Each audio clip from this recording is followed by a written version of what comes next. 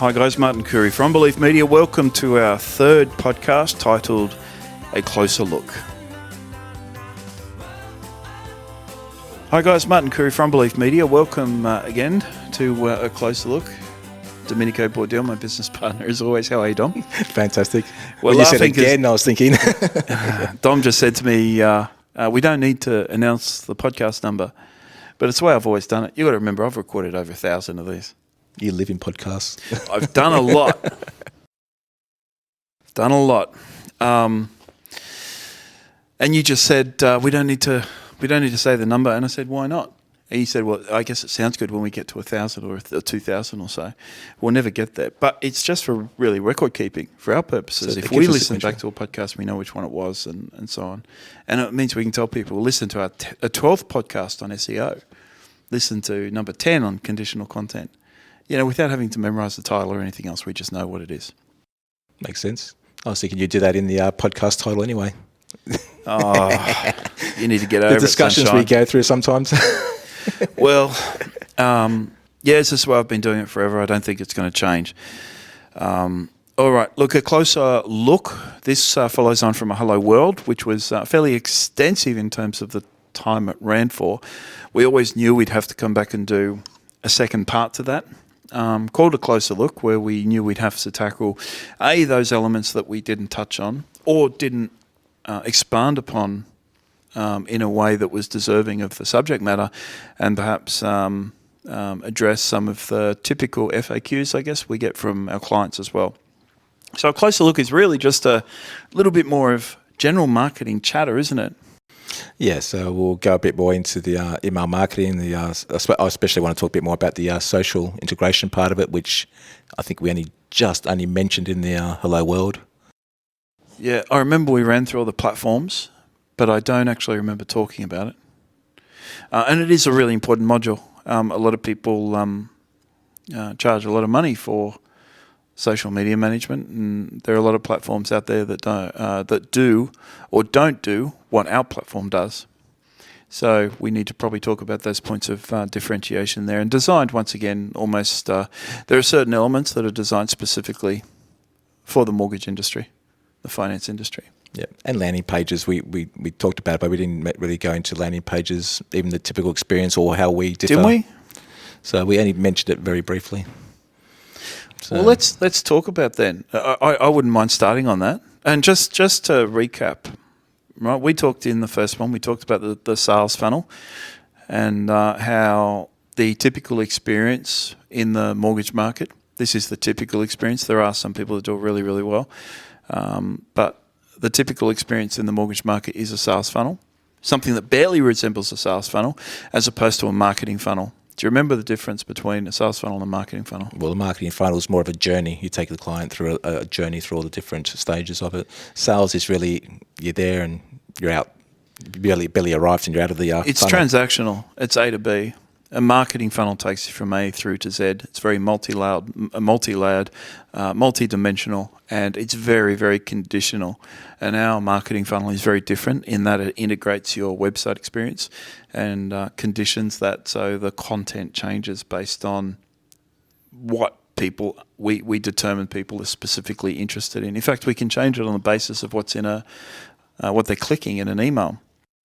One of two links that they might click. One email will change it in one way, one email will change it in another. It's pretty amazing, really. Yeah, and if you've got some history on that particular client, it will change even further and be more targeted towards their interests on what they've shown in the past.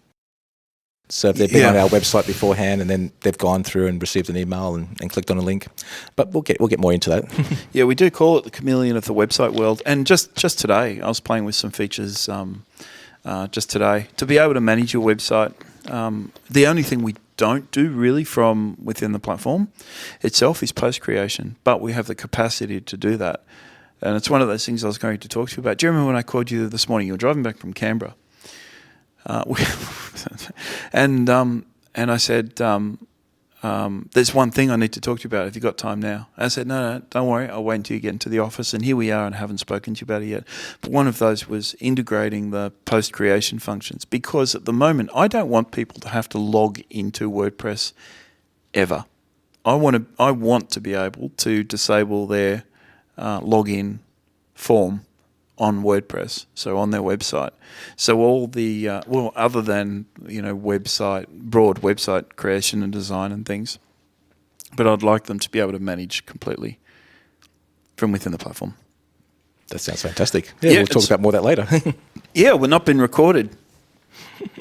So that is well and truly a discussion that's best left for an hour from now.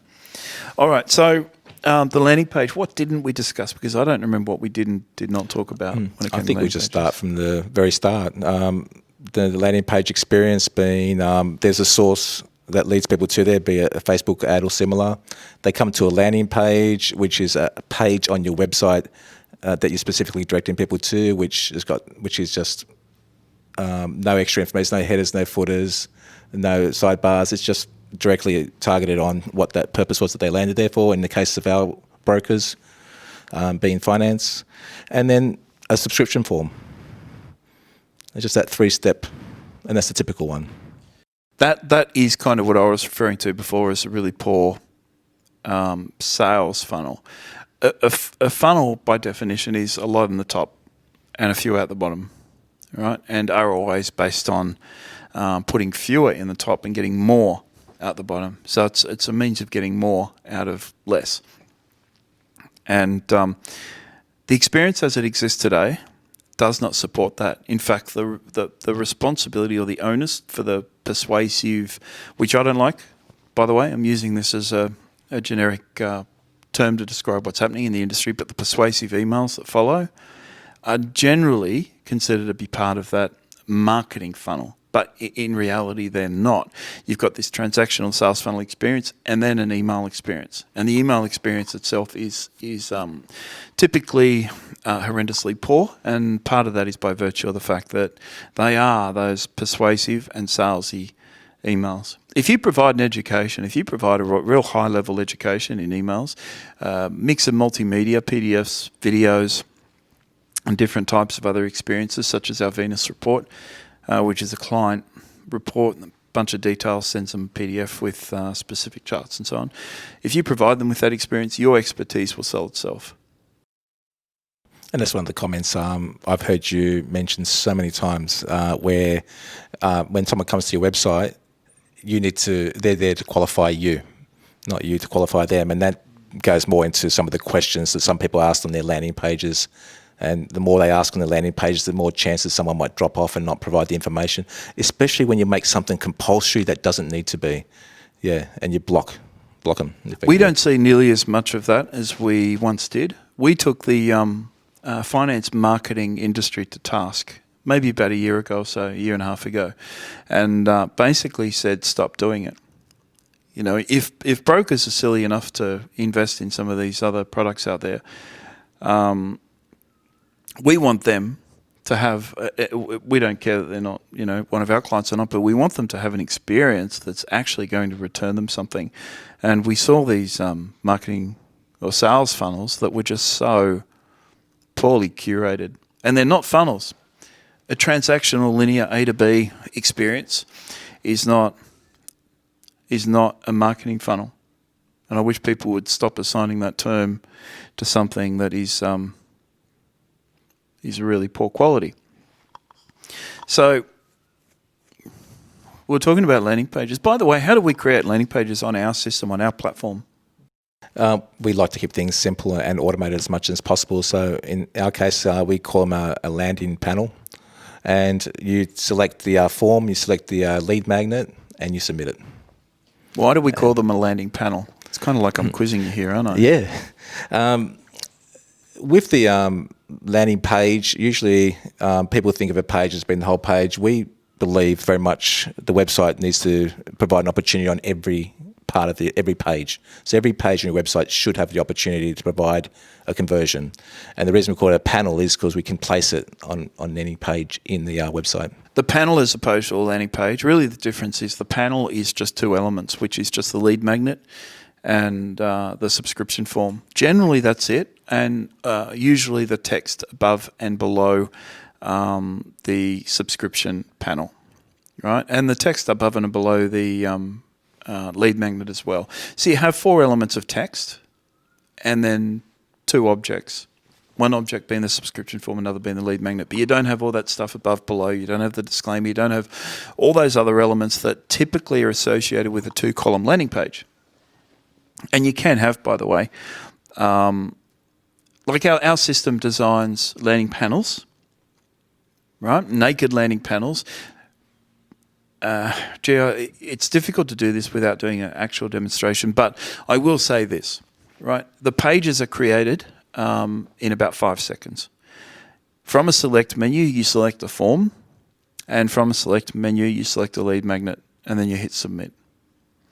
And that's it. That's all that's required to send a landing page to your website. It literally takes maybe 3 seconds.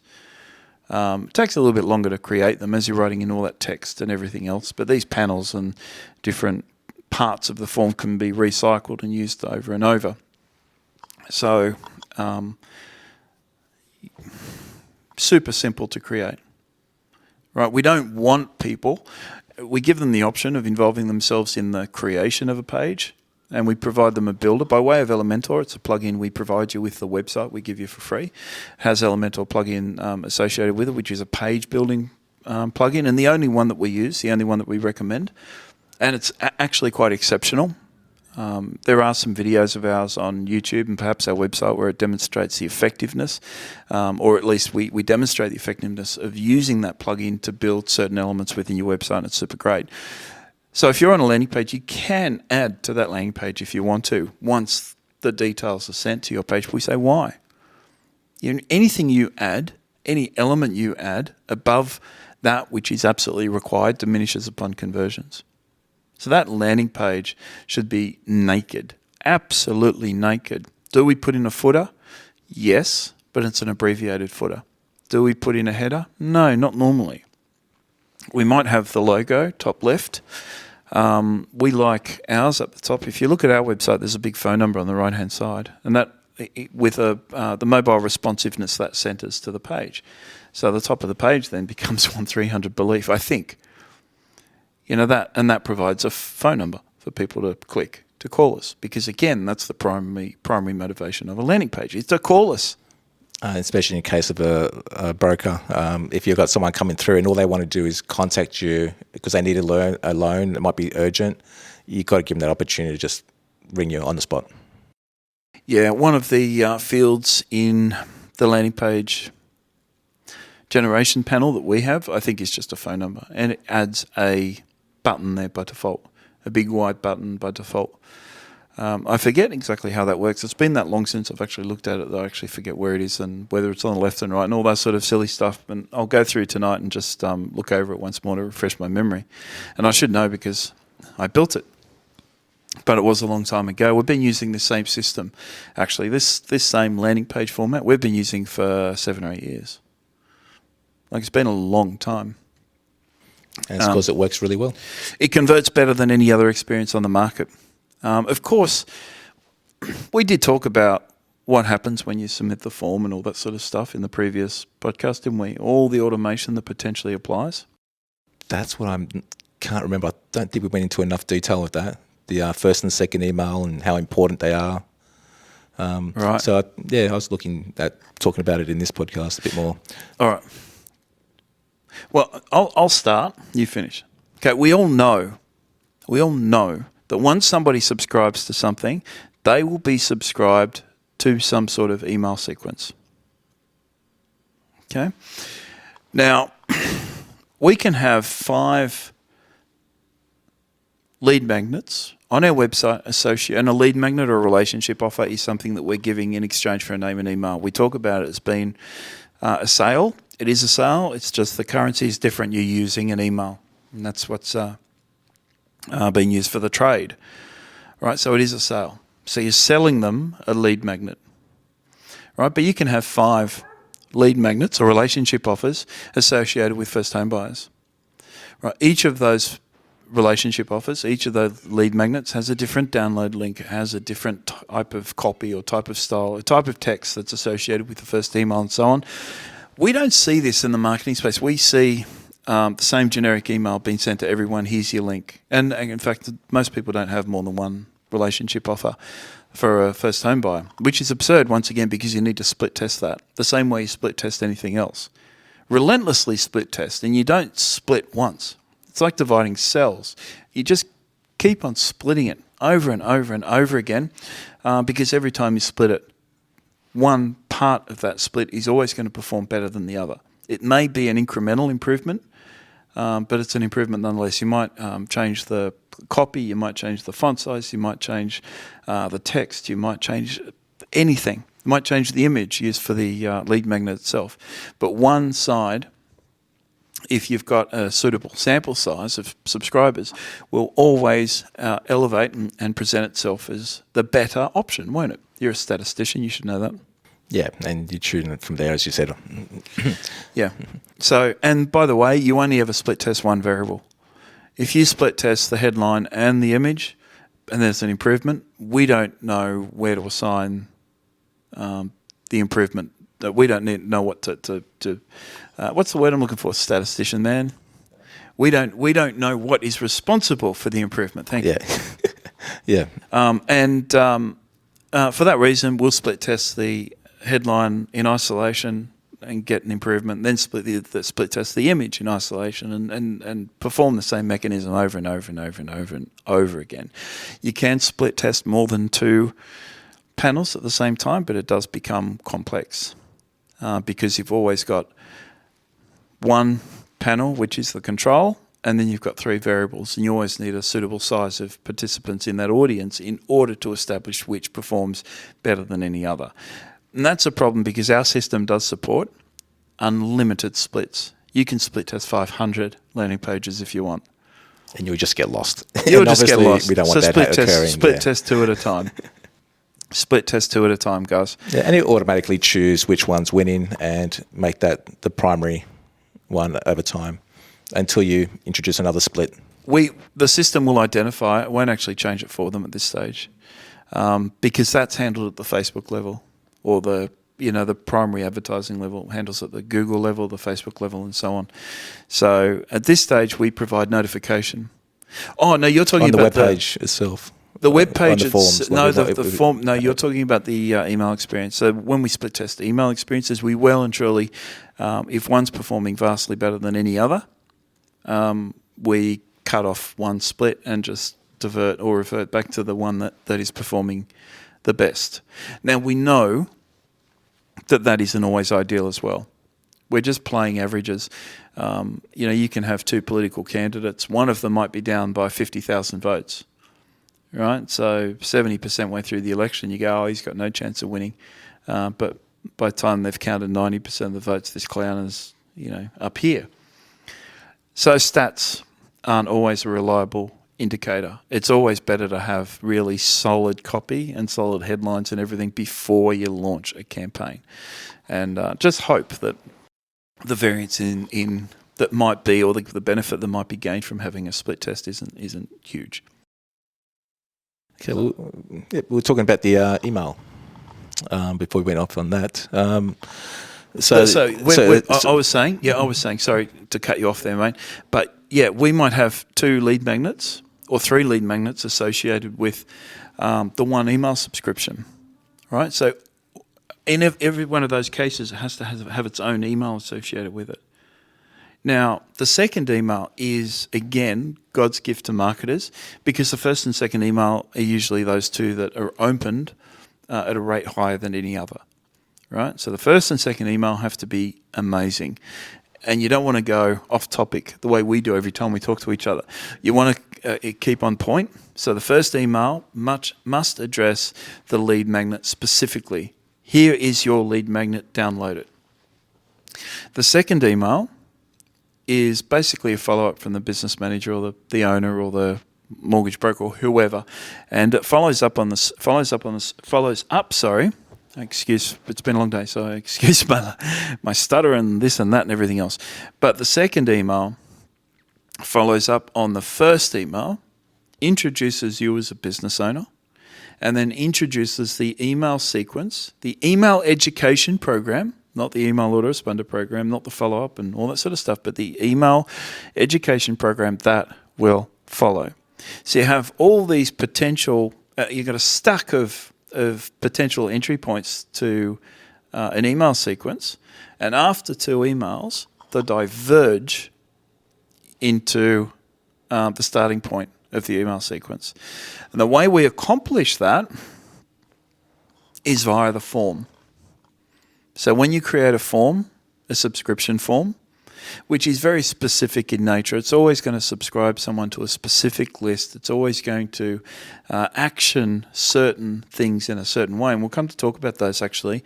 But the point there is that don't be afraid to prompt me and remind me what the hell I was talking about. But the point It's the same sequence of emails, the education. So when you've got different forms, you were saying it already, you want that first email to address that directly, the second one to be the introduction, and then it all goes into the same series of emails, the same autoresponder. Yeah. And actually, you were talking about how you end up in that. It gets a little more complicated. Right. When we talked about, in the Hello World podcast, we talked about the 3 different types of subscribers. In fact, there are really 5 types. I'll talk about the primary 3. All right. Well, 5 types of actions, 4 types of subscribers. There's the email subscriber, who is essentially a cold lead. All right. It's the person that provides a phone number and clearly a lead that will soon be a prospect, and those that make a calendar booking. Right. Once again, somebody that will clearly become a prospect and escalate through to opportunity, hopefully. So you've got those 3 primary types of subscribers. And we said, why the F would you send them to the same second page? Right? There's always a thank you page. You subscribe to something and it sends you to a second page. And we said, why on earth would you waste that second page? And I remember saying, the second page is God's gift to marketers. Right? Because someone has committed to you in some way, they've subscribed to something, and all of a sudden you're able to apply pressure in the marketing funnel, right, to achieve an escalation of commitment, which as a term coined by us is a means of massaging somebody deeper into our contact experience, our marketing experience. So when I said, why would we send someone to the same second page? Well, we don't. We send them to an appropriate page. We send calendar bookings to one page, telephone bookings to another page, sometimes the same as calendar bookings. You don't want to get too complex. And we send email subscribers to a page where they have the opportunity to dig themselves deeper into the experience. And that's where we kind of apply, again, a little bit of pressure and say, hang on, you're clearly interested in this. How about you make contact with us and all that sort of stuff? And the reason we're able to do that, by the way, and we did talk about this again in Hello World, so I know we're repeating ourselves, but we're able to do this by way of an integrated calendar. And again, I said never ever put anything on a landing page that shouldn't be there. Never ever ever ever put anything on a landing page that shouldn't be there. Okay? If I'm talking extra keystrokes, extra words in sentences, all that sort of stuff. No padding whatsoever. So why and how do we put a landing page, a calendar booking onto the front page of our website without anyone actually seeing it? Well, it's there. It's just hidden behind it. You check a box. Yes, please contact me now. The reason we did that is because some people who come to your landing page just want to talk to you now. Actually, a staggeringly large number of people want to talk to you now. Some people just couldn't give a crap about your silly lead magnet. All right, I'm going to come back to that. Can you remind me to talk about that, the silly lead magnet? And we are seeing this more and more and more on Facebook, by the way, where instead of people subscribing to your offer, they won't click learn more, they won't click subscribe now, they won't click any of those Facebook call to action buttons. Instead, they'll put in the comment section, please send me more information, because they want a link sent to them through Messenger. People are becoming very cautious about the way in which they engage with businesses, and they don't want to subscribe to a junkyard email subscription program. So that is one of the hurdles that not just the mortgage industry, but any industry is faced with now, and that is the population. We discussed the other day in Hello World, the old banner ad converting at 30%. That entire experience, that transactional email lead magnet kind of experience, has kind of filled that void. That reluctance to click on a banner ad. No one clicks on banner ads anymore, or they do, but they're just very, very low. But that same blindness to banner ads has now translated into the landing page experience, and people know, that the sales funnel, as I've described it, and I do call it a sales funnel because it's not a marketing funnel, but that sales funnel that we've described, which is ad, landing page, lead magnet, email, that is the banner ad of the 2020s. Yeah, and we're going to talk about it shortly, but the lead magnet, the quality of the lead magnet. Do you want to go into that now, or are you going to... Well, I don't actually remember where I was headed before. You'll have to remind me. But certainly the lead magnet itself, the quality of the lead magnet, and you did mention this in the last podcast, and that was if you download something and if you promise the earth, because we always say an advertisement is a promise. It's a promise, right? You're making a claim of some kind, and responding to that advert, people expect that your ad, your landing page, whatever, will make good on that promise. So if you serve them with crappy content, and as you said the other day, if you give them 2 pages of something that is less informative than a simple Google search or whatever, you'll alienate that customer. You'll piss them off. You're selling them this lead magnet. You're giving them this lead magnet, but you're getting the email in return, right? Which is just as valuable. Much more valuable most of the time. And if you serve them with junk, then that reflects poorly on your business and brand and you as a broker. Now, we've got examples in our digital marketing guide on the kind of lead magnets that people have been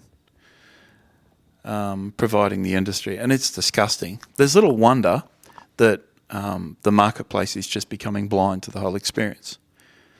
And a lot of those generic lead magnets that people have been provided really are these 2-page, oversimplistic versions of a lead magnet. Very little education in them, very little extra any valuable information that someone can actually read and say, oh, good, I want to hold on to this and refer to it later.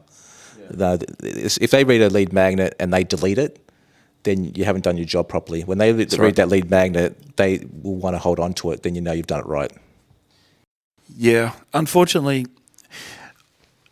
we've found ourselves in a position where we have to make a statement that we wouldn't have had to make maybe 3 or 4 years ago, and that is that landing page sales funnel transactional experience is not digital marketing. That is not digital marketing. That has existed. We've been using that since 97. That almost carbon copy of that experience back in 1997. Right? It's just the way things work. Right? The problem is people were attracted into the digital industry. Web designers were never really suitably educated. They never really understood how things should flow and so on. So all of a sudden, somehow, like I said before, we've found ourselves in a position where Facebook marketers now provide this experience, and they're negligent enough to push that experience onto lead pages or ClickFunnels rather than your own website. So they're steering people away from your primary marketing asset. There's no integration, no conditional functionality, and no SEO componentry. So they're pushing it on, and it's only ever valid. That landing page is only ever valid off the tail end of paid promotion or other promotion. How absurd is that? It will not be found unless you pay for it to be found. You mentioned before with the landing panels, every single page on your website is a potential organic entry point. Therefore, every single page on your website needs to provide some sort of conversion opportunity. Every single page on your website needs to provide a conversion opportunity. Every single page. Right, we make a big deal of this in our WordPress stats. We have our own stats engine that builds all your WordPress statistics. We know what links people are clicking and where they're arriving, and the amount of stats you'll see on our system is unlike anything you'll see anywhere, and it's very tightly integrated, right, with the entire and broader marketing ecosystem. But one thing we are big on, again, it's a term we coined because we saw the importance in it years ago, was the PSR, the page subscription ratio. Right, and that's the conversions basically on each page as a percentage. Just a really simple number. How many people actually converted off the lead magnet on that page or off the subscription form on that page? It's never been suitable. It's never been acceptable to have a box and say subscribe to our newsletter. Do you know why? Because no one ever will. No one wants your stupid newsletter. Right? You have to provide something of serious value. Your offer needs to stand out. This is your lead magnet, or as we like to call it, your relationship offer, needs to stand out in an extraordinary way. Okay, your lead magnet needs to stand out in an extraordinary way.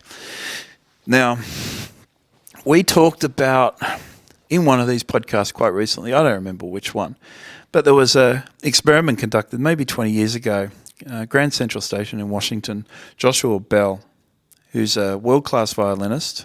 This was in the first version of this podcast before we just canned it after talking for an hour on outsourcing or something. Yeah, we got sidetracked pretty badly there. Yeah. So Although I get sidetracked as well. People are listening to me and go, what the F is he on about? Like, where is he going? And I promise I'm going to land somewhere. I'm going to have a point soon. I always do. But Joshua Bell, he's a world-class violinist. That's what I said to you. He's like the James Galway of the violin world. And you gave me that blank stare, James Galway. Okay. Reference means absolutely nothing. And it should mean something because you're an exceptional musician. So you should have an appreciation of these soloists around the place. But Joshua Bell is a world-class violinist.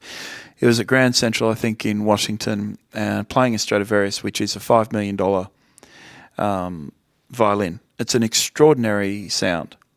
Again, I only recognise the sound if I've got a basis for comparison, a means for comparison. But when you hear it side by side, you appreciate it. And certainly when he plays it, I don't know if it's his playing or what, but it just sounds amazing.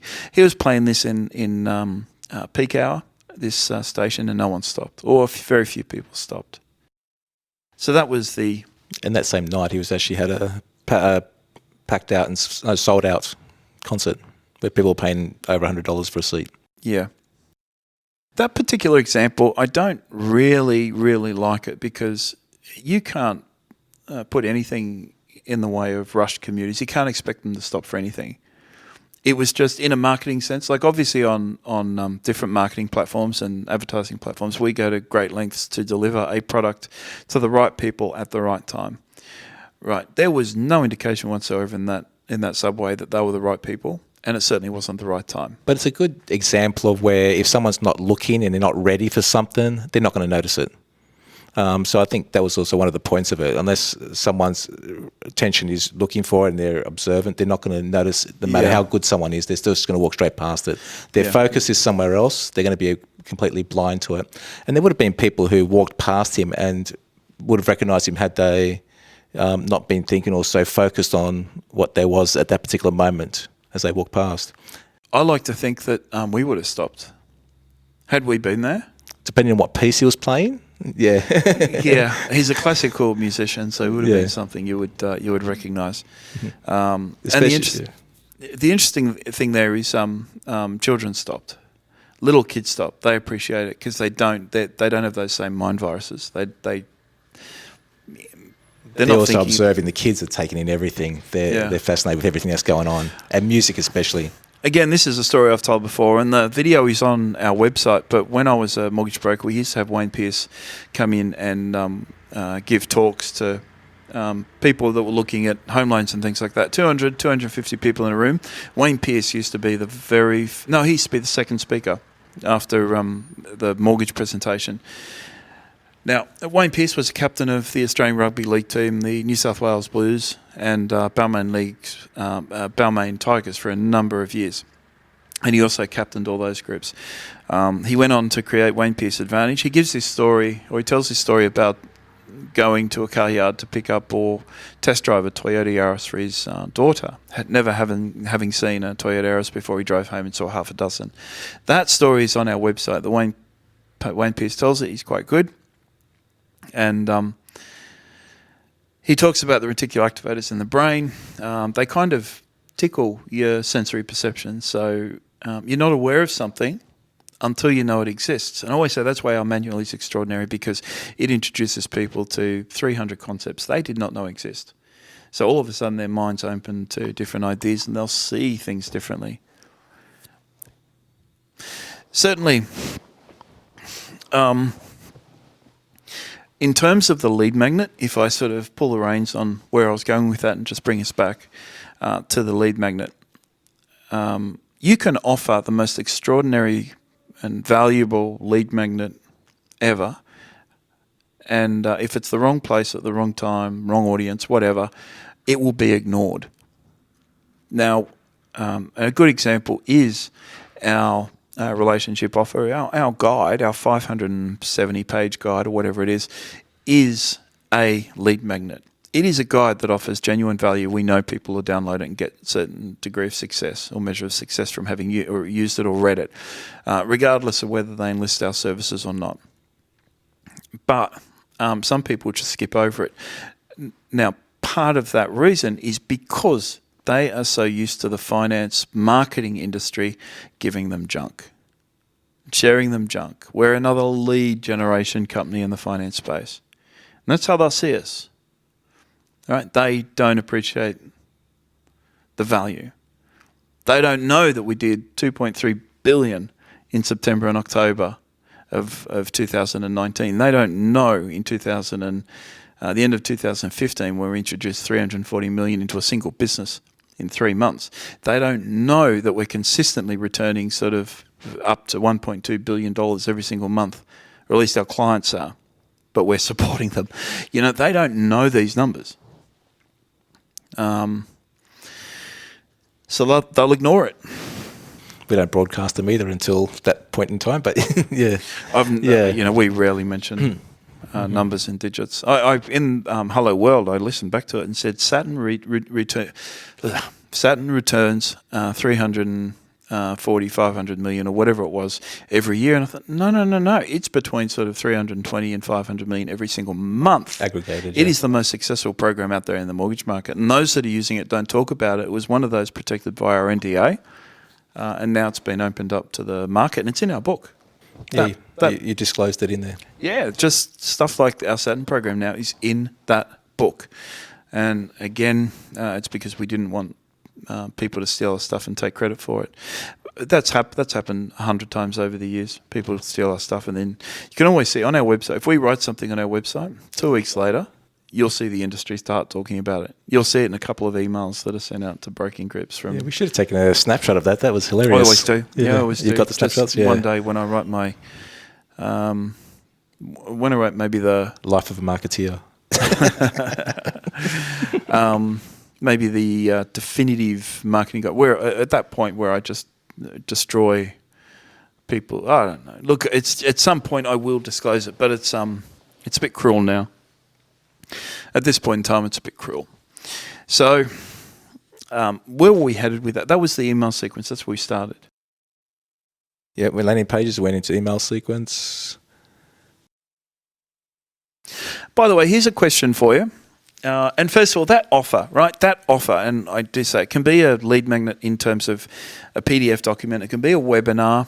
It can be an experience. It can be a service. It can be a phone call. If you're credible enough, that lead magnet can be 10 minutes on the phone with me kind of thing.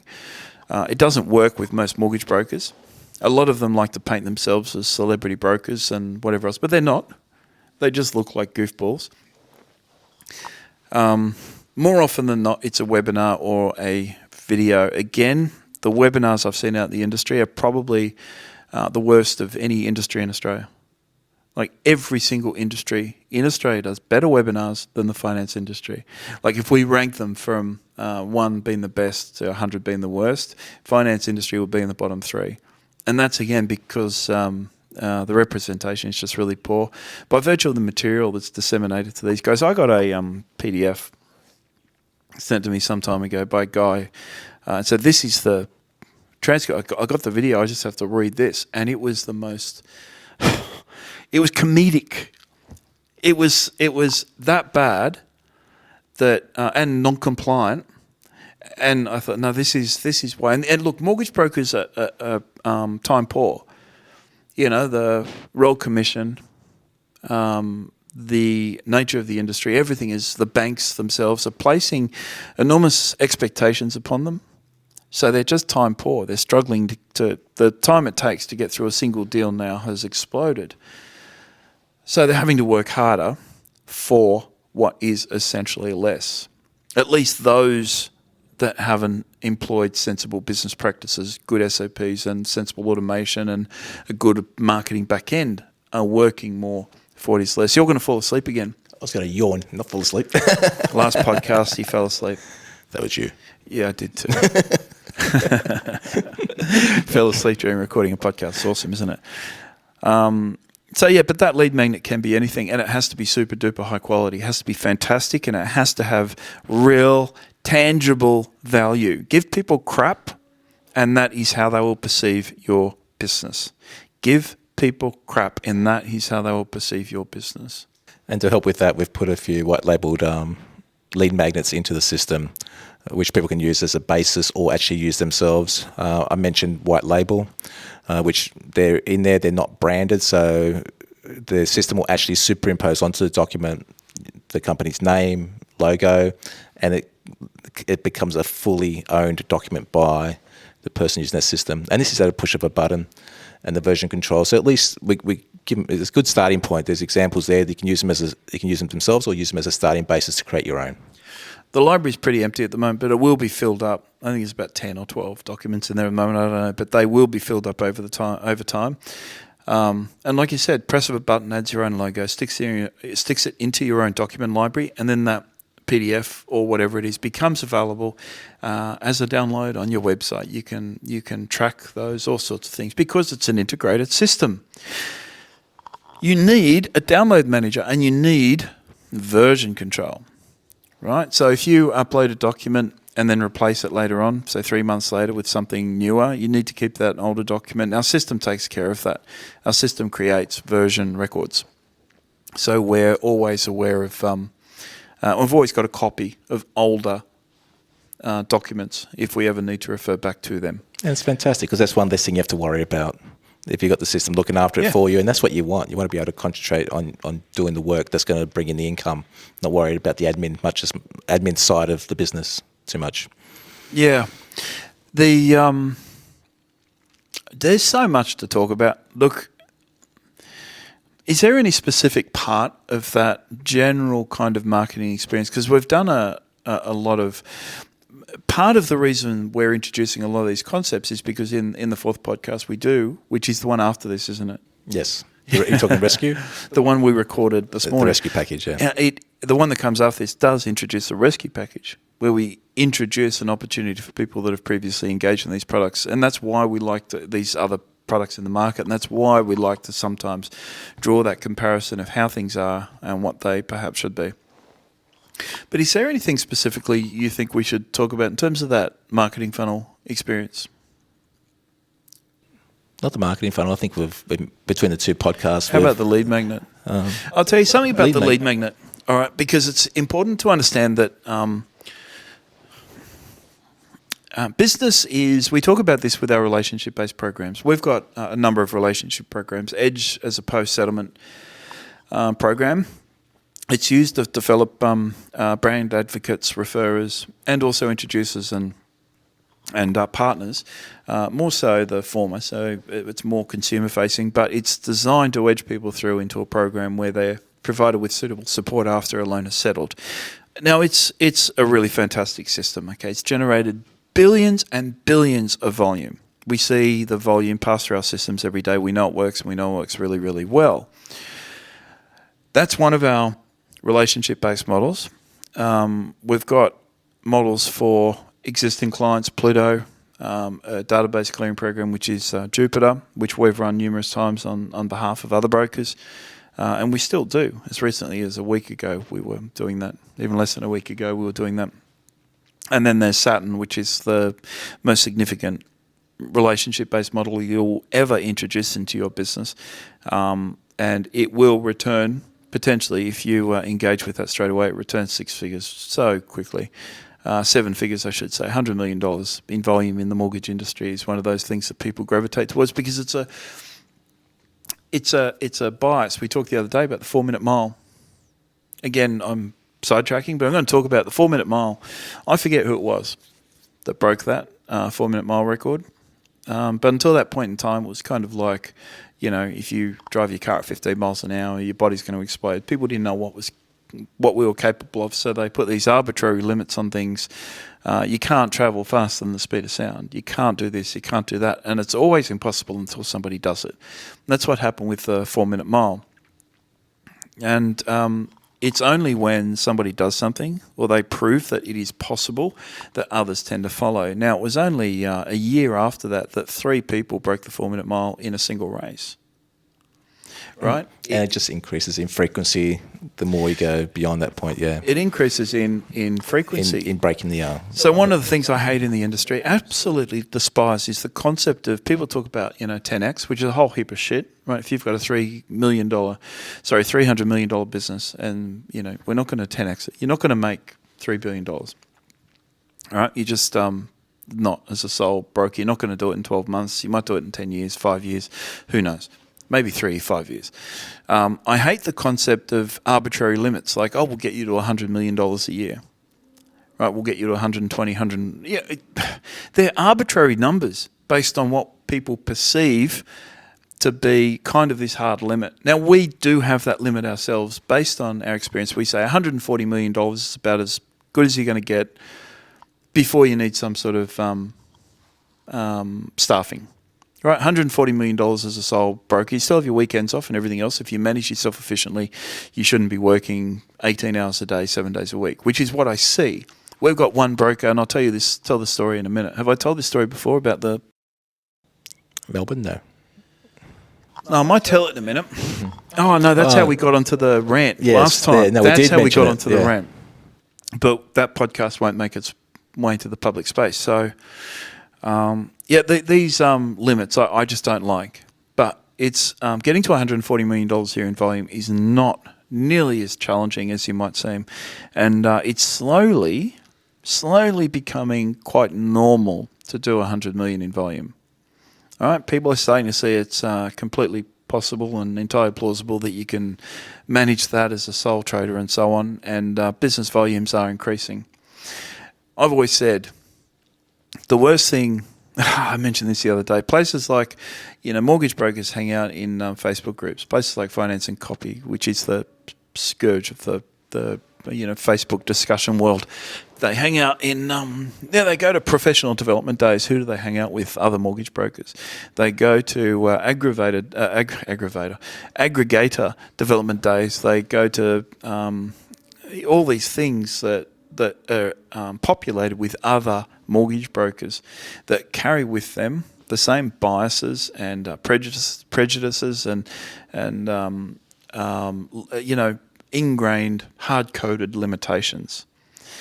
So one of the things I always suggest to mortgage brokers is don't have any mortgage broker friends. It's a bit harsh, isn't it? You said the other day, that's a bit harsh saying that. It was also funny because you started talking about the Finance and Coffee and during the broking course, that's what they directed us to actually go and sign up on and follow to get more of an introduction and to ask questions in. Yeah, so well, that's just really interesting. No, that's not interesting. That's just stupid. I know, because it is promoted. The whole point, the fact that it is promoted, yeah. It does. You do get, I think, 1 or 2 professional development points from the MFAA. The MFAA will award points, to anybody for any reason. You don't have to prove anything. They're just a bunch of, MFAA. But the point is, when you're in those groups and other Facebook groups like it, you're spending your time with mediocrity. You're surrounding yourself with normality. That's why you always want to hang out with people that are smarter and more successful than you are? Oh, that's definitely a must. Yeah, so that's one of the success things in anything, in business, in teams. You always want to have people smarter than you. Yeah, somehow I got onto that from the relationship-based stuff. Do you remember what I was talking about when I went? You're going to give it an example of what? Of Melbourne, of the broker. Oh yeah, that was in terms of volume. And this guy, I know he's capable of more. I know his systems just need, a bit of tweaking. He's a DIY guy. He doesn't like to take on a whole. In fact, because we're amending our privacy policy internally, so we're not going to be entirely secretive, he has agreed to do a podcast with us. Just this guy. There are a couple of others. In fact, there are about 5 people that have agreed to do podcasts, but this one in particular I'd like to talk to because his business has been completely transformative to the point where when I paired him up with a real estate agent, I don't know if you remember this, I called him up and said, listen, mate, I've got this ideal agent for you. It's a ready-to-go arrangement. We've got a few days' worth of leads to pass on to you. They're essentially ready to go and pre-qualified. Can I send them to you now? And he said, oh, yeah, that's fine. Keeping in mind, he had another program running simultaneously. He had Jupiter running simultaneously, so he was getting, an extra 10 or 12 bookings a week from Gabriella, who was working here in the office.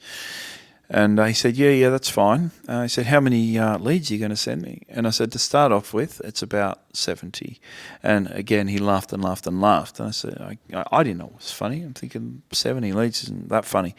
Then it occurred to me, 70 leads for someone in the mortgage industry represents, perhaps if every one of those was to convert, it represents, maybe 40, 50 mil, who knows, in volume. Now, I spoke to him a couple of days ago and said, of those leads that we've sent you thus far, keeping in mind that arrangement between the mortgage broker and in Victoria and our real estate agent has lasted for about 7 weeks now, and he's got over 200 ready to go leads. Yeah, to the point where he had to have a serious look at his business practices and his standard operating procedures, and look at bringing in someone to help him. He just couldn't keep up, and he was running 7 days a week. Do you remember what he said in the email? In terms of, I've had real estate agents. Arrangements with real estate agents and everything before, and they've all said they're going to give me 1 or 2 leads here and there, and 10 leads a week or whatever, and in the end they give me 1 every year. And he said I was completely unprepared for what you were going to send me. Now, we work really closely with this real estate group. We control their operations essentially from our premises, and I called him up and said, mate, that's fine. Like, don't worry about the fact you're busy. We expected you to be busy. You can't send anyone 200 leads in 6.5, 7 weeks and expect them to manage that alone. And that's why I've got the resources here to help people with processing and so on. You as a qualified mortgage broker and so on, you're able to assist him as best you can and leverage his time so he can do what needs to be done. That is contact clients and do all those, that top level stuff, and let you do all the pleb stuff down here. And I said, mate, that is absolutely fine. It just means we need to think more seriously about how, these SOPs. What practices and procedures are we going to put into place to mitigate, the potential for customer service to degrade and whatever else. But I did ask him at that point, I said, how many of those will convert? Because it's always a big gap between the number of ready-to-go people and the number of those people that actually come off the tail end of that experience. And he said probably over 35%. I thought, that's all right. That's still 70, maybe 60 loans in the last 7 weeks. And I said, your database, a lot of databases I've dealt with, by the way, are 200 people. A lot of brokers have a database of 200 people, 400 people. Some people have a database of 1,200. So this guy's database, after 12 months, and there's no reason whatsoever for me to believe that this relationship will not flourish and continue. In fact, as recently as this morning, I was talking to the real estate group about how we can optimize the experience. There's no talk whatsoever of, I'm dissatisfied and all that sort of stuff. But after 12 months, that's an extra 1,200 leads minimum. At the spend we've got now. What happens when we advance or increase upon the marketing spend that we're currently assigning? And referrals, we haven't even looked at that yet.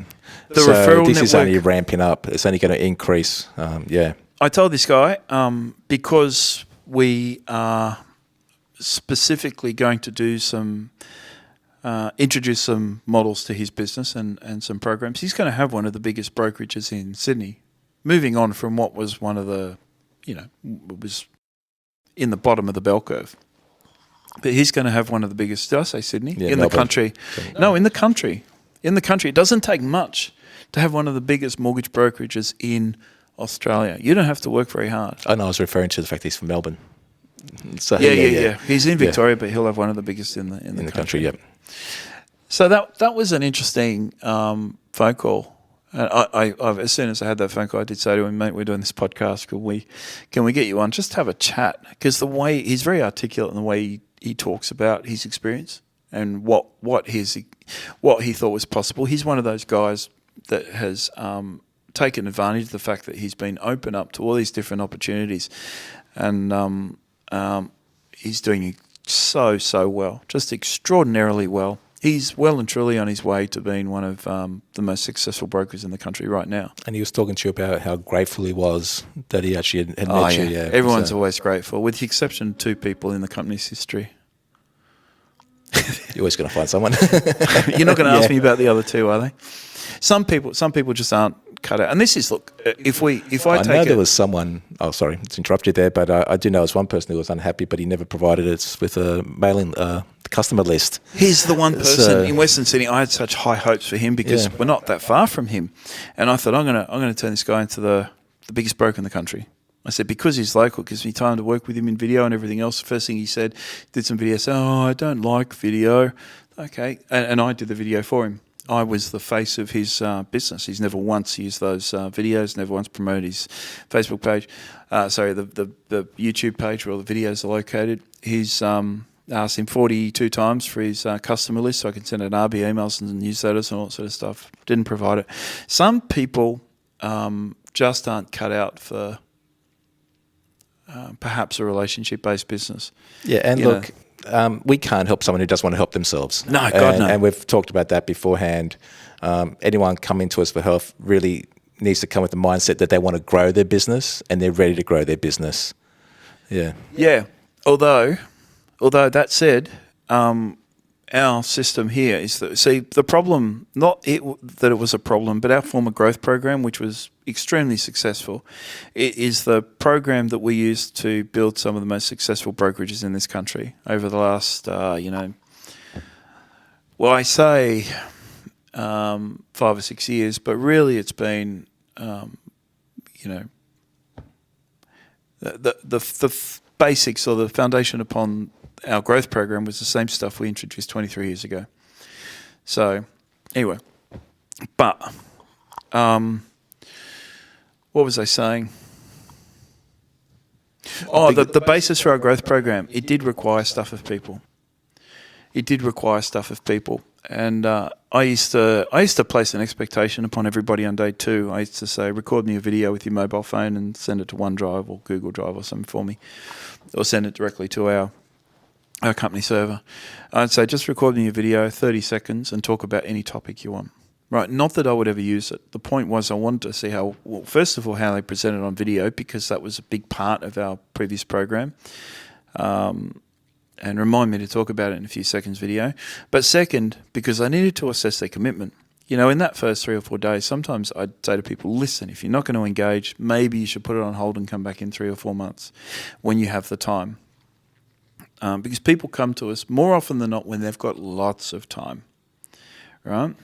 Some people come to us when they're busy as hell because they want us to put systems and procedures in place, rely upon our background as ISO auditors and producing operations manuals and stuff like that. But most people come because they're not busy enough. They want work. So our former growth program was spectacular. If I do say so myself, but it did require a lot of people. And that's why we moved towards this platform-based model, which is one of the FAQs. It's one of the stuff I get asked all the time. Why are you moving towards this model when the last one was so successful? And that is because we gave people so much of our time. So much of our time. right? It was like they were paying for the course and then getting an employee for free for 12 months. Or as long as, we provided ongoing support without any real expiry, or expiry. So they essentially got someone into their business for nothing. And it was certainly a drain on us. Yeah, we started running out of time, even to say hi to our own families. It was just taking up so much time, especially yourself. Yeah, in moving towards a platform-based system, they're getting extraordinary tools, right? Like the tools we make available in the digital marketing and social media platform now are out of control good. Like okay, we talk about lead pages and ClickFunnels and all that sort of stuff, but having that on your own website on steroids provides conditional content, fully integrated with a marketing experience and marketing funnel, triggers on everything, email, telco, paid views, the works. And it costs less than, in some cases it costs 80 to 90% less than our competitors. Of all the products put together that it represents, yeah. No, if you take Mastery. Oh, those, yeah, sorry, I was thinking of something else. The Mastery program, we're 80% less. Easy, and easy. I guarantee we provide, I'd put it on I'd bet my life on it that our program is at least, 100, 200, 300 times more valuable in terms of the functionality and features. Easy, yeah. Look, I was shocked. I still remember clearly when you sent me this email, this special of, I forget what percentage off it was, but it dropped down to $2,000. It was 50 or 60%. No, it was 3,000 US, wasn't it? It dropped. Yeah, it was discounted 3,000. It dropped down. Discount to 3,000 US, yes, which is still way more which was than what 50% we're charging right now. or 50% discount on the full price. Actually, it's a few times what we're charging right now. Yeah. And I thought, oh, okay. And then I looked at what it did, and I thought you guys put it together just as a bit of a joke for me at the time. I thought it was a bit of a prank, but it was a genuine email. It was a genuine email. The price they were charging, the functionality of what it did, yeah, it was minimal. Yeah. First of all, I would never go to that much trouble as a joke, right? And they so look like it. Oh. And second, it is not funny, right? The fact that some brokers, and I know a guy that paid $14,000 for that program. I hope I didn't say the name before because I don't want to. Good, but a guy paid 14,000 Australian, I think, for that product. And by the way, it sent him broke. That program sent him broke. He's no longer a mortgage broker, and that guy uses him in a video as like the poster child of his business. There was a review he had on Google or somewhere. I don't even know if he's taken it down, but these people, they're unscrupulous. They're criminal. They're charlatans. They really are. The manner in which they operate is criminal. And this, and we were talking earlier about the functions. And look, the good thing about it is that it's all select menus. A lot of it's done through just selecting certain menus, picking certain options within our program, and it does all the integration. It's all built into the back end of it. And to get the forms done, to get the pages done, submissions, everything's very easy to use. Yeah. One system before we tidy up, we're going to have to come back, and I might stand up over there and just read off the kind of podcasts we have scheduled because a lot of them are interesting. For example, number 12, and I said number 12. I think we started this off by saying number 12 is probably my pick of the lot. But SEO, we've got an SEO guide, an SEO manual. Again, it's available from our website, but it's about 450 pages, right, on one topic. That's like our marketing guide below. It's 550, 600 pages or something. It's got multiple topics in there. We've tried to slim every chapter down and put in only what's necessary. But in doing that with our SEO manual, it's still 400 or 500 pages. And there's 3 SEO manuals. It's not just one. That's 450 page manual. And then we've got a document called YMYL, which is called Your Money or Your Life, which is a Google term to describe search rankings and search authority in the finance space, and then there's another one on Google ranking. It's a big topic, and we've got it as one podcast. So we will have to we'll come back to that at number 22 or 25 and then 30 and then 40. We'll have to come back to it over and over and over and over again because it is such a big topic, or at least the complexities of it. I've always said our SEO manual, search engine optimization manual, in the first page, I say everything we're going to show you, everything we're going to teach you in this book, ignore it all because it's more the science and the markup of SEO and compliance of SEO rather than the one topic that'll help above all else, and that is content generation. If you've got a content generation strategy in place and you write and build your online presence, Google rankings will follow. Simple as that. But yeah, there's some interesting stuff there.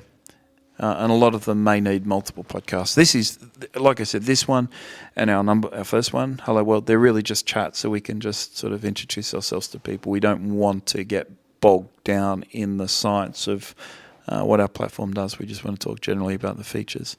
Yeah, and I still would like to go on to the social media integration part of it because that is fairly extensive, and I'm pretty sure we only just touched upon it in Hello World. We did, yeah. Yeah, and look, integration, you hear us use that word how many times? We're using the word integration a lot, and it really is. And when we say integrated, everything talks to everything. So any component of the software that gets used talks to every other component. So there's social, the email, telco, the web page, everything that someone come and interacts with helps build up a profile of that person. We've got an index, the Belief Media Index, that we build up, and it helps us understand what the person's interests are, what they're heading on, and also how the interests change over time. BMI is a score. The score, yeah. But we also see if someone who's a first home buyer eventually will become an investor, or potentially will become an investor, and we can see that by their interactions on the website when they come back. We can see what else they're doing. And it helps a lot with the content that we show on the website. And so with the social media, the great thing about that is there's the ease in which we can submit things to social media. If you put up a video, that video can go through to YouTube, but you can also submit links through to Twitter. Now, Twitter we were going to disable, but I think it's back in the system now. I'm working Twitter. Yeah, I've got Twitter. Yeah. Look, social media, broadly speaking, we integrate Twitter, Facebook, that's Facebook pages and groups. And groups. Got Google My Business, which is the consumer-facing component of the Google search engine, but it's also the business reporting aspect from within Google for your business. Tumblr, I think I said Twitter. Wistia. What else? YouTube we mentioned. And look, the point is we integrate all these. There are others. Tumblr. There are a couple of others there. I don't remember what they are, but we integrate all these social media platforms for the purpose of posting and statistical data. Right. So the example I like to use is if we've got the Marketing Minute right here at Belief, we can record something on Instagram and tag it specifically. And on the basis of that hashtag, we can send it off to 2 Facebook groups if we want, a Facebook page, 5 Twitter accounts, off to LinkedIn, which I probably failed to mention. You can send this thing off to any location you want. You can post articles into Instagram and have them sent to different places. In most cases, if there's a URL attached to that caption within Instagram, it'll take the URL, it'll convert it to a short link, and it'll ignore the image if it's sent to places like LinkedIn and so on. It's a very intelligent and clever way of sharing your content across multiple platforms in multiple different ways. We've got libraries of social media content. I think I mentioned the other day Finance Funnies, Finance and Finance History. They're the 3 finance ones, but there are a multitude of libraries that are available that can be scheduled to different platforms at the click of a button. And then all that data is aggregated. What we learn from people from interacting with that data is tracked and recorded and monitored. Yeah, so because we look at all the social media sites, we actually got statistics that shows how your followers are going across all of them. So you can actually see if there's a drop-off across all of them or individual ones. You can actually go see where your best traffic is or your best conversions. All the data is in there. We've got daily data, which the systems themselves don't even provide. So we provide statistics, which if you go to YouTube, you only got aggregated statistics there. They don't show you a daily breakdown. So there's things like that which we've got within the system. So it is very comprehensive. It introduces your YouTube. You did that system, the YouTube daily data with graphs and tables, so you see exactly the growth rate of your subscribers every day, the number of comments every day, the number of views every day, and then across every month as well. Like, it is really comprehensive. Yeah, and your top five across all of them, top five videos, individual ones. Yep. Yeah, and you're able to then apply. Well, based on the referrer, so when people come into the website via YouTube, we know where they're coming from, what video. It's just everything is interconnected. And the thing is, people generally don't have to worry about what's happening in their stats, right? If they need to evaluate something, or if they want to evaluate something, and the chances are our system has already evaluated that and already affected a change if it was necessary. So we like the system to literally, okay, people talk about leads on autopilot. It is the most disgusting term to use, right? And misleading term to use, right? Leads on autopilot, which is basically saying put a Facebook ad on or a Google AdWords ad on everything else. That is not on autopilot, right? And it's a paid platform. You don't want it running on autopilot. As soon as you're paying for something, you need to monitor every goddamn second. So our system is marketing on autopilot, and it is a genuine autopilot. It is genuine artificial intelligence or machine learning based changes that are made globally across all your networks based on what's happening on social media, on your website, and everywhere else. And social media, by the way, is connected. When someone arrives at your website via social media, we can build up trends. Where is that traffic coming from? If we share a URL to 5 different platforms, we want to know, okay, that URL was shared to Twitter and Facebook and groups and everything else, but we had 3 visits from groups, 5 from Twitter, 2 from here, or whatever they happen to be. So the social media stuff is actually quite incredible. Yeah, and if you notice that the traffic's coming more from one social platform than another platform, we can delve into looking at why that's occurring and should we use it more or use another one less. So it's just great. Your decisions are made based on data, not based on a gut feel. No guesswork. Yeah, and the data integration, I mentioned this in the first one, but I want to say it again. The data that is recorded and the data that you show by way of your you've got a funny little brain up in your head, and you managed to pull stats out of data that I didn't know you could actually get.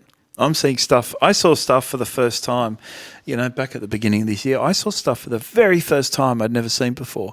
And the way you build in the success of conversions from different social media networks across to your website and then apply that to the PSR or page subscription ratio we were talking about before. So if we send out a link and it goes out to a number of pages, these are just generic social media pages that you manage, and then those people from within those networks click on the link, come back into your website. We know everything about them. We know the source. We know what they've clicked on.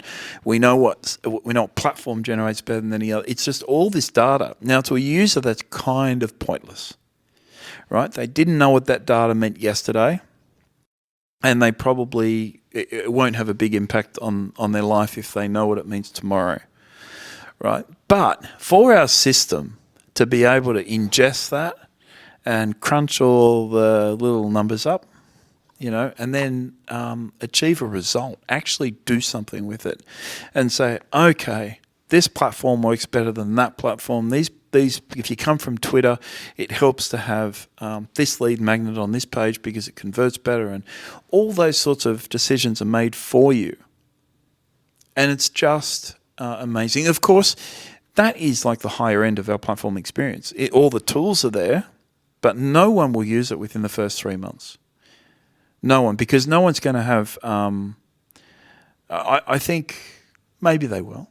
Maybe I'm being a little bit... Well, the data builds up over time, so you need to give it the 3 months. The data, yeah. Oh, yeah. So, Look, website data, I noticed that with some of our guys actually quite recently. As soon as you activate our website plugin, we put a plugin on your website, and that enables connectivity between our platform and your website. And you can connect as many websites as you like, as long as they are your own websites and your business websites. We don't want you sticking on our website plugin onto your mate's smash repairs company or something. If it's an unrelated company, it can't be used from within the platform because it is a company license. It's not a user license; it's a company license associated with the user. And that data starts coming through straight away. We have our own tracking pixels we use. We track every single piece of data, every interaction, every page click. It's fully integrated with Facebook by way of audience generation. This is something we probably didn't even touch on properly in the last and podcast. very powerful.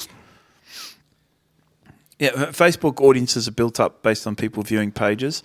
We do that in a number of different ways. We do it on the basis of clicking on a link. All right, that's important, based on the clicking of a link rather than pages. Putting someone into an audience based on a page. If you've got an investor page, and you're not going to put someone onto a first-home buyer audience on the basis of that, but if there's a couple of first-home buyer links within that page, you just assign them a specific value on our platform. Those links mean first-home buyers. Stick them into the first-home buyer Facebook custom audience panel.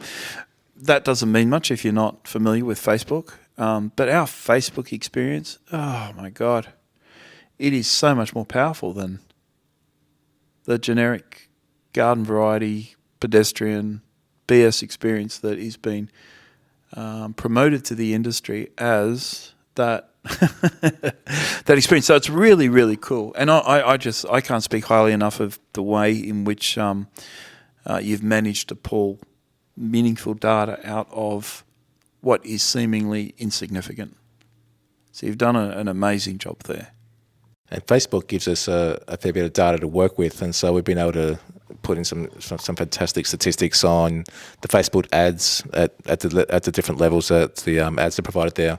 So Facebook's got your campaign level ads as well, which is across different adverts you might run, and then you can delve right down to individual ads. So look, it's nice to go in there and be able to see that, see how it's performing over time. If an ad starts dropping off, you can just rein in the ad spend on that particular ad and look at putting your money somewhere else. Yeah, that's the thing. People often base their Facebook decisions on the very generic data that is made available through Facebook, and it is fairly generic.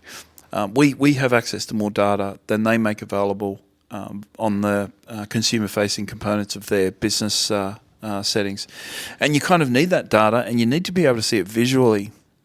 That's the other thing. It's all numbers, really. People have a look at the ads manager and look at the campaigns, and they look at the ad sets and the ads. And by the way, Facebook is super simple to use, easiest platform in the world to use.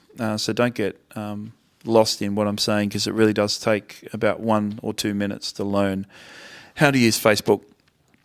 And regardless, again, if you're not a client of ours, or even if you are, facebook.com/blueprint, it is the most powerful Facebook training you can receive, and it's free, provided by Facebook, and it's more... You've got a telephone call, Dom. Do you need to get that? You can get that if you like. I can just sit here and talk. We've had some real serious rain the last couple of days in Sydney, and I think it's been addressed, hopefully. Yeah. If you watched our first video, Hello World, Dom was talking about some sales that were put up, because remember we were talking about you couldn't find the phone number on the landing page. About the landing page, yeah. I just wanted a couple of quotes, have some sales put up. So landed and they were put up. Yeah, so did the search, landed on a landing page of one of the companies, and couldn't find a phone number to just ring up and get someone to come out and give a quote. That's not the point I'm making. The point is you actually had them installed. I had them installed, yeah. And we've had rain and hail and all sorts of stuff in Sydney in the last couple of days. And those sales you had put up that started, with that Have become a swimming Google pool. search, have become a swimming pool. They collapsed. So that story's gone full circle. Awesome. I love it when that happens. Oh, yep. I Everyone definitely need was- to take this one. Everyone really wanted... Oh, what happened? Stranded. They've become stranded. Okay, give me a sec. Stranded? Yeah. Hi, guys. Welcome back to us. Domenico got a call from his girlfriend, Julie. Do you want to share the problem? Just It's interesting. a flat tyre, yeah. One of the good things about some of these new cars is the fact that they've got no spare tyre. And they've got these new run-flat tyres. Is that only BMW? And I never understood those little tiny wheels, little tiny tyres they have. Why not just go for a bigger version? No, that's different. They're the spare... So you've got the cars that have got the half-size tyres. But at least it's a tyre you can put on, even though it's a restricted speed. In the case of the Beamer, it's actually got no spare tyre at all in the car. So if the tyre goes flat, they call them run-flat tyres. You can actually, at a restricted speed, at least go slowly to the closest place to get it repaired. So you've Really? got to drive it on a flat tyre. Yeah, without air in it. Yeah. How does it do that? That's interesting. Don't know about that, but according to what I heard just then, it's really noisy and loud. To the point where, if it's a rear tyre, it's not too bad, but in this case, it was the front passenger tyre, so you've got to be careful with the steering. But I remember asking at the time, is it still okay to drive with the front tyres flat? And they were saying yes, just slowly and carefully, obviously. Yeah. So hopefully enough to get to the petrol station, put some air in it, and then sort out a tyre in the morning. If it's making a lot of noise, though, doesn't that mean the rubber? It's totally flat. Yeah. It might be throwing rubber and stuff. You got to be careful unless you see it. I don't think you're able to make the decision that you can drive on this or no, I can't, without having seen it. It could actually be a real problem. Yeah, there was nothing like that. Yeah. We'll see. Hopefully, there's no metal in the morning hanging out.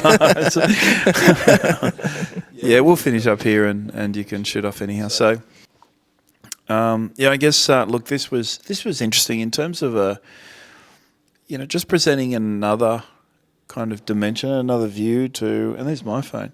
God damn! It doesn't matter what time of night we do this. There's always calls coming through. That's probably the missus saying, "Where are you?" So this added another dimension, I guess, or at least took another view of what we provide via the product. More to do with the underlying methodology, I guess, because we haven't talked specifically about platform functions. We've just talked about the outcomes. This is what you can do and so on.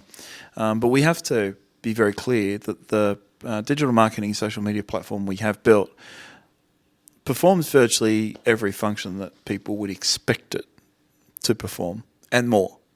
There are functions there that are hidden because we didn't want people to become bogged down in the complexity, so we hid features. Yeah, or distracted in something that sounds fancy and they might want to play with now more out of curiosity, then it's the right time. Yeah. Well, there are modules like Saturn's drip fed in at 3 or 4 months. We don't even provide it to people. And it's a high value. That's our highest value product, always has been. But it doesn't drip feed in until about the 4-month mark. And we make people very aware of that because it will drip feed in and they still, at that point in time, they might look at investing in it. But it's a good chance there at the 4-month mark after having started. If you start on day one by 4 months, you're really quite busy with the amount of work you've generated via various digital means. So at that point in time, Saturn is not the top of your list. But if you're looking at putting on staffing at that point, or perhaps 6 to 7 months, then certainly Saturn is something you should absolutely look into. All right? Because brokers and real estate agents are at complete odds with each other with regard to outcomes. I always say we do have a partner dashboard that we make available to people, particularly Sales Tracker users. At the moment, it's in high-end beta. partnerdashboard.com.au, and it arranges all the commission splits and all those sorts of things between partners and introducers and brokers and so on. Now, for the sake of clarity, do you want to specify the commission split that applies between our broker and our real estate agent? 0. Zero. Yeah. There isn't one. The value to a real estate agent comes from the fact that a mortgage broker will discharge his role in an efficient and effective and timely manner. Simple as that. They want the job done. Now, we talk about consumers, rate chasers, race to the bottom. That I don't like that term, but it's a race to the bottom. That applies with partnerships and all these different kinds of bilateral arrangements that might take effect in the industry. If ever there's a commission split, the relationship is based on money. It's based on what do I make out of this person, because there's always going to be a mortgage broker that will provide more. There's always a mortgage broker that will give them 60% or 70%, right? So we talk to our real estate agents, we talk to our brokers, and we have them establish a very common and shared understanding right from the very beginning, and that is the mortgage broker's role is one of providing a really high value service. So rather than taking 6 damn months to process a loan, which has happened even with one of our brokers, that we referred one of our real estate guys to a broker. And the very first thing he did was take 6 months to process a loan that took another guy 4 days. Like, come on. Right, I want to go into that, but this sort of stuff happens all the time. And that's just the different experience levels, the different understanding of mortgage brokers. We understand that. But when you've got an introduction made to your business that is potentially worth 500, 1,000, 2,000 home loans every single year, you do everything you can to maintain that relationship. Look, real estate agents just want, they're getting their $30,000 commission. They just want that loan to be taken care of. Yep. That's it. They want a result. And they want that broker to facilitate that loan as quickly and effortlessly and painless. Oh man, my tongue's getting all in a twist. But they want that transaction taking place as quickly as possible. Yes, smoothly, transparent, seeing what's going that's on. All. Look, they just want to know that the sale can proceed and close because the loan's been taken care of it. That's right. The loan broker, he's getting. You always call him the loan broker. Did that again. Why do you do that? Where does that terminology come from? At what point I've just mortgage never broker. heard. I've just never heard someone say loan broker. Yeah, we're just talking about loans now. So yeah. And your daughter Gabriella, mortgage broker. Yeah, she picked it up from me. She picked it up from you. Yeah. I don't know where did that originate though. Don't know. It's just a bizarre thing. It's not a term I hear every day. Anyway, no one hears it. And the mortgage broker, look, they're getting the benefit of the business and running the business too. So they're both benefiting out of the relationship. Yeah, mortgage brokers probably benefit more, but they have to work hard at maintaining that connection because, like I said, the value to a real estate agent comes from the fact that the mortgage broker will just make things happen in a timely and compliant manner. Oh, wow, my voice broke there. In a timely and compliant manner. So, and when a real estate agent sends you a loan, what they absolutely don't want is for you to turn around and say that person's safe for another 6 months. Unless they're genuinely in that scenario where they... Unless you always have to make a recommendation. It can be the worst loan in history, but you always have to present them with some sort of options and say one of the options is saving, but pass that back to the real estate agent as well. So they're in a position to continue with that dialogue. But also look at a different property that's within their range. There are a bunch of things that there's can lots take of place. options, yeah. But one thing you don't want to hear is go away. And so the real estate agents put time, effort, energy, finances into picking up a lead online somewhere. Then they send them to the mortgage broker, and the mortgage broker just blocks that transaction. That is not ideal. But again, this particular case was only a problem because we think the mortgage broker didn't have the same panel of lenders. And as soon as you broaden your accreditations, then as soon as you broaden your accreditations, you are in a better position to help people. So I think responsible lending, or best practice, or best interest duty, all that sort of stuff. I don't think you're able to adequately discharge that duty unless you have a broad panel of lenders. I think you're obligated now to go out and get accredited with 40 lenders, because there's always something you can do and there's always a better product, but you can't provide that best product, which is a term that I'll come to in a second, but that best product, you can't do that unless you have the options.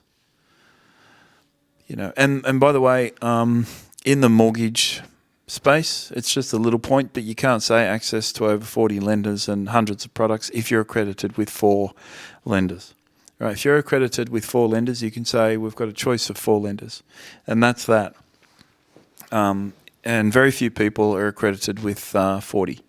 I know some that are. Some of our brokers are, but it's the exception rather than the rule.